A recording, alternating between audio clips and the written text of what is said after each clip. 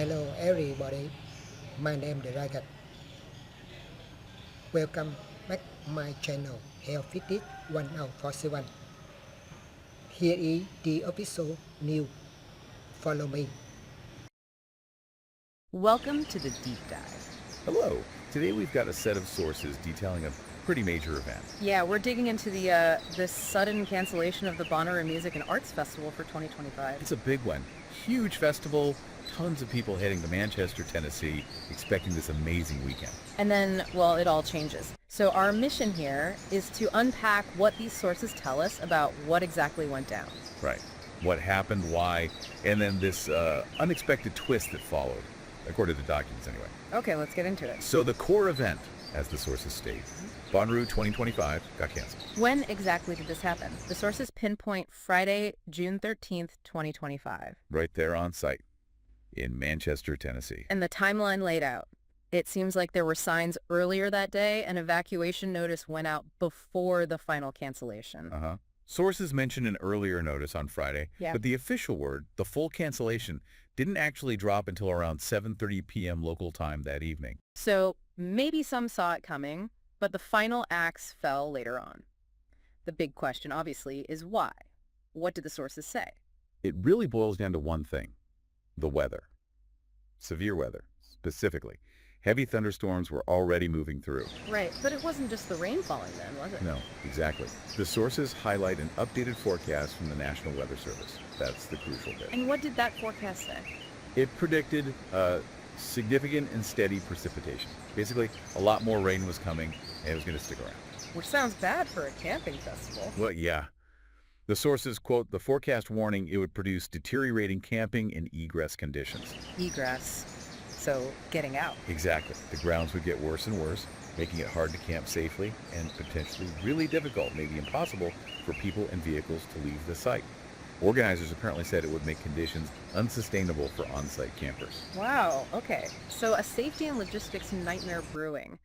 How did the organizers react, according to the sources? You can tell it hit them hard. Their statement, quoted in the sources, used words like beyond gutted and crushed. Understandable. They mentioned putting their hearts and souls into the event, calling it the most special one of the year. But ultimately, they emphasized making the safest decision. Which I guess led straight to the next massive problem, getting everyone off the farm. Right. Tens of thousands of people.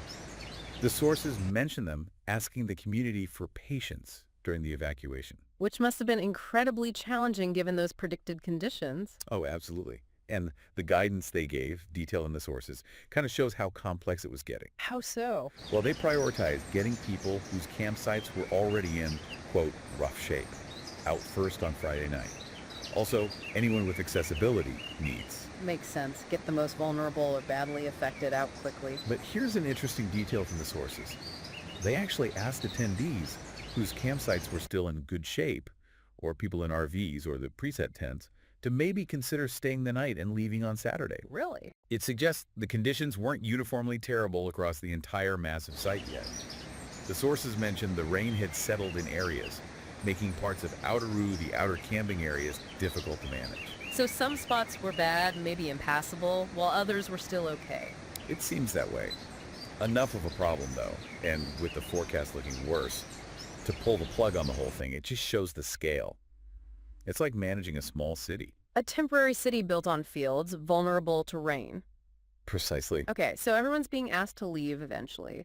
What about the money? Refunds must have been on everyone's mind. Definitely. The sources say the organizers promised to make things right and included refund info in their announcement. And what was the deal? Full refunds for everyone? Not quite, according to the sources. It seems some tickets and parking passes were going to be refunded in full. But not all. Right. Others would get a partial refund. The sources explain this distinction was because Thursday, the first day, actually happened. Day one went off okay before things got really bad. Ah, okay, so some music did happen. Who played on Thursday, according to the sources? Yeah, day one performers included Luke Combs, Dom Dolla, also Insane Clown Posse, and Rebecca Black, apparently. So they got their sets in, but the big weekend headliners? All missed out. The sources list some huge names scheduled for the rest of the weekend. Friday was meant to have Tyler, the Creator, John Summit, Glass Animals, It's Saturday. Olivia Rodrigo, Avril Lavigne, Justice, And Sunday. Hozier, Vampire Weekend, Queens of the Stone Age, just Yeah. gone, wiped out by the weather. A huge disappointment, obviously. But the story, according to these sources, doesn't just end with everyone going home sad. No, it really doesn't. This is where it gets kind of interesting. The cancellation was a massive blow, yes, but some artists and fans found another way. What do you mean? Well, the sources report that a whole bunch of artists who were supposed to play Bonnaroo suddenly announced these impromptu, makeup shows. Wait, where? Not on the farm, obviously. No.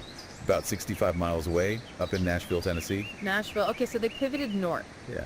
The sources kind of frame it as artists trying to keep the party going, connecting with fans who were maybe already heading home through Nashville or decided to reroute there. That does show some serious dedication from both the artists and the fans. That Bonnaroovian spirit the organizers talked about, maybe? Could be. And the sources actually list specific shows and venues in Nashville that popped up over that weekend. Oh, cool. Like what? Okay, so Brooklyn Bowl in Nashville. On Saturday, June 14th, it hosted Remy Wolf's Insanely Fire 1970s Pool Party Super Jam. Wait, the Super Jam? Isn't that a big Bonnaroo tradition? Exactly. The sources note this specific Super Jam was supposed to happen at Bonnaroo on that same Saturday. They even mentioned Haley Williams and Maren Morris were announced as guests for the original, though the sources say it wasn't clear if they showed up for the Nashville version. Still, moving the Super Jam itself is pretty cool. That's amazing. Okay, where else? The Pinnacle. Also on Saturday the 14th, it hosted Levity and Enzo Music. Were they on the Bonnaroo lineup? Yep. Both were scheduled for Friday or Saturday at the festival. Sources even mentioned they posted on social media hey, show's canceled, come see us here. Yeah. With ticket links. Just super quick turnaround. Wow. And any others? Cannery Hall seems to have been busy. Late on Friday night, just hours after the cancellation they had of The Trees, Tape B, and Detox Unit, playing from 11 p.m. till 3 a.m. Friday night. That's incredibly fast. Right. And then Cannery Hall also hosted Jack's Mannequin on Sunday the 15th. They were supposed to play the other tent at Bonnaroo that day. Okay, one more. The sources mentioned Barstool Nashville hosted R.L. Grime on Saturday. He was scheduled for the other stage at Bonnaroo that day, too. So it's like this spontaneous mini-festival erupted in Nashville. Pretty much. The music didn't totally stop. The energy just shifted, found new outlets. Okay, so let's pull back a bit. Looking at all this information from the sources, what are the big takeaways for you? Well, first, just the stark reality of how vulnerable these huge outdoor events are, right? Even established ones like Bonnaroo. The weather forecast, predicting unsustainable conditions, just trumped everything. Yeah, the best laid plans. And then the sheer complexity of it all. Canceling is one thing, but the sources paint a picture of a massive logistical puzzle. The evacuation, the varying ground conditions, the tiered refunds, it's mind-boggling. Totally. It's basically dismantling a pop-up city under duress. But then the flip side, also highlighted in the sources, is that resilience, that pivot to Nashville. Right. Artists scrambling, fans adapting, finding ways to connect over the music anyway. It shows that spirit, that community connection the organizers mentioned, wasn't just tied to that specific plot of land in Manchester. It could sort of relocate and reignite almost instantly. It makes you think, doesn't it, about the challenges these events face, but also about how people, artists and fans, react when things go sideways, that drive to connect. So just to recap based on the sources, Bonnaroo 2025, Manchester, Tennessee, canceled midstream, Friday, June 13th. The reason, clear from the sources, severe weather, but crucially, a forecast predicting conditions that would make the site unsafe and unmanageable. Organizers called it the safest decision, even though they were gutted.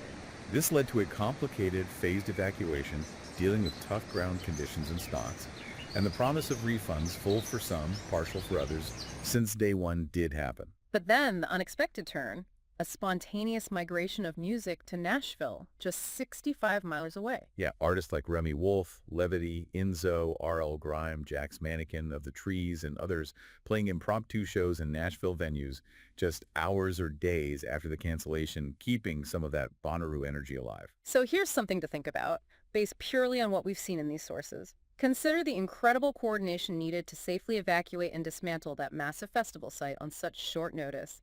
And then contrast that with the almost immediate, decentralized, grassroots effort by artists and venues to create new performance opportunities just hours later in a completely different city. It's quite a juxtaposition of planned deconstruction versus spontaneous creation.